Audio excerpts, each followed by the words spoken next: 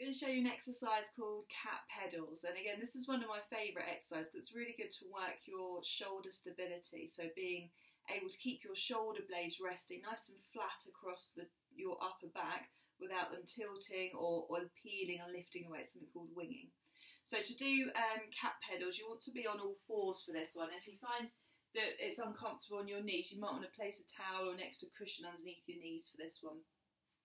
So to set up, you want to be resting in a neutral position. So that means making sure that you've got a small gap in between your knees and that your knees are directly underneath your hips. You're not sat back too far, and equally you're not too far forward as well.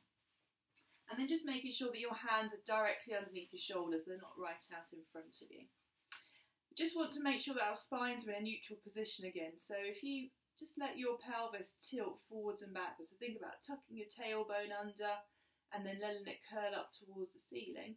We want to be somewhere in the middle so that your pelvis is resting level. So if I was to place a cup of tea on the base of your spine, it shouldn't slide off the back and it shouldn't slide up your back either. And then just think about pushing away through your arms as well. So you're not dropped down into your shoulder blades. We've got strong arms, and you can see I've got natural curves of my spine. And then just your head in line as well. So making sure your head isn't dropped down. It's back, so the crown of your head's in line with your spine. And also that your chin's tucked in slightly, you're not looking up in front of you. So you've got a neutral curve at the back of your neck as well. So from here, light drawing through your belly button to support your back. So think about gently drawing your belly button away from your trouser band. And for cat pedals, all we're going to be doing is lifting one hand at a time away from the floor.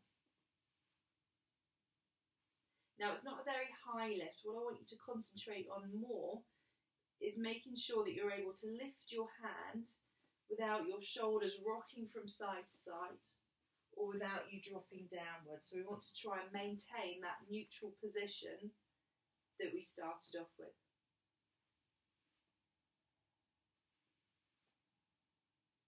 And then once you've done a few on each side, to have a rest, just come and sit back into your heels and then just stretch your arms out in front.